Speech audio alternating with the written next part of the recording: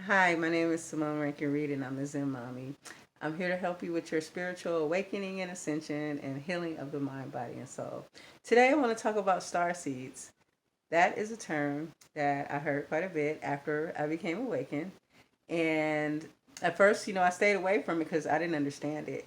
And then, I would bump into certain channels and they would talk about, you know, aliens and star beings and people incarnating from other creations or other planets or other dimensions. And they carnate here basically to help humanity or to help Gaia, the Mother Earth, for the transcendence into 5D, into the fifth dimension.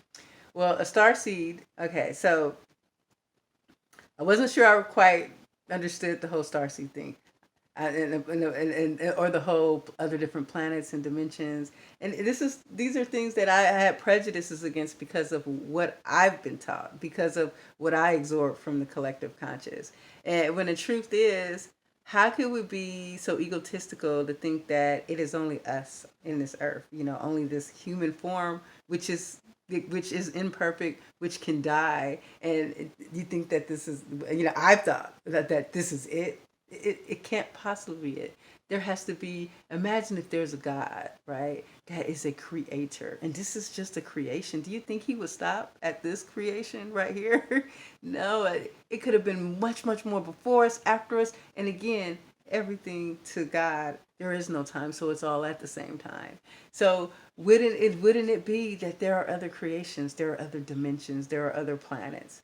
And if there was a situation like this where people got to experience to evolve as a species, it would seem like people would incarnate in here too.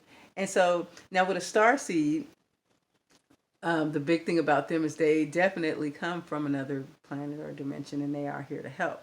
But they come into this life with some traits. They are empathic. They feel people. They are um, inquisitive. They need to know and understand things.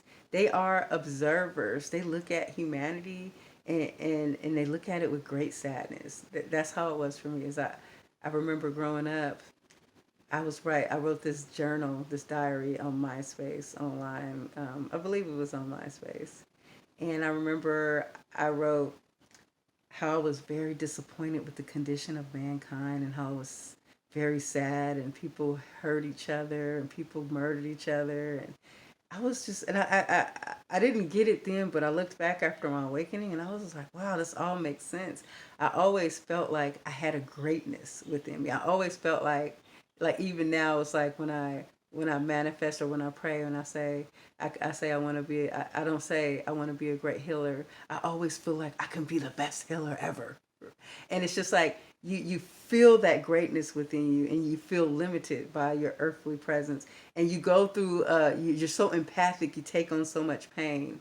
And so a lot of times the empath, they feel set apart, they feel alone, they feel like they don't fit with people. And then a lot of them, they go to finding like some type of habit, alcohol or a drug or anything to numb out like the emotions that you absorb from people. You absorb so many, you think that you're suffering and you've had like a rough go at life, but a lot of that suffering is because you don't understand your empath ability and you've absorbed all of these things. It could be our toxic parents, it could be the people around us, the church, anybody around you.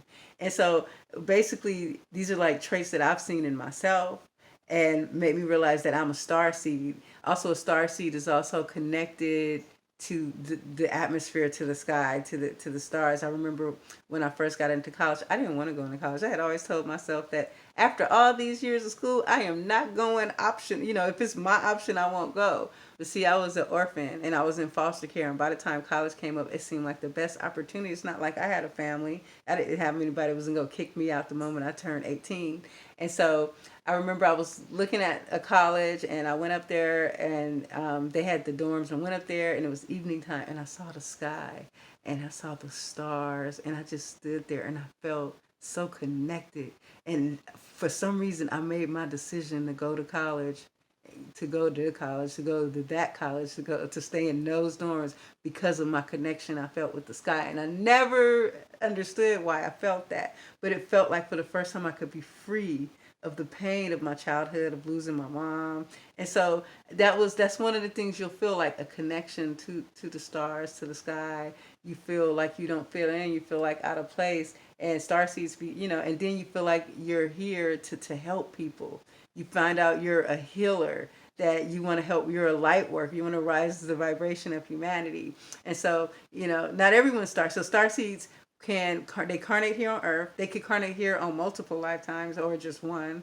And when they come here with pretty much with a mission, to help raise the vibration of humanity, to help in whatever form that they were here to help. And again, I don't know everything. This is stuff that I resonate with. This is stuff that I've read, I've learned, I've heard, and I took what I felt resonated with me. And so, someone once called me a starseed, and I was like, I'm not sure what a star, but I looked it up, and all those traits I totally see. Like, I never felt like I belonged here. I never felt like I fit in. And then the other people who I've met, soul family members who I really resonate with, I'll see them or I'll talk to them, and we have like this connection. They're starseeds too. And so that's how I know that if they're classifying themselves, remember, this is just a label. We don't have like, there's no words on the other side. It's telepathic communication. So in human form, we have created labels and things like starseeds, light workers, prisms, rainbow, indigo, we twin flames. These are all labels that we've created to try to identify these traits. And so anyways, that is my little discussion on starseeds. If you're watching my channel, you're probably a starseed, or a light worker. If you're drawn to this, to what I talk about, or to other channels that talk about the same thing. With the awakening, it's just like, it's all about opening your mind, all about seeing that everything we've been taught is a lie.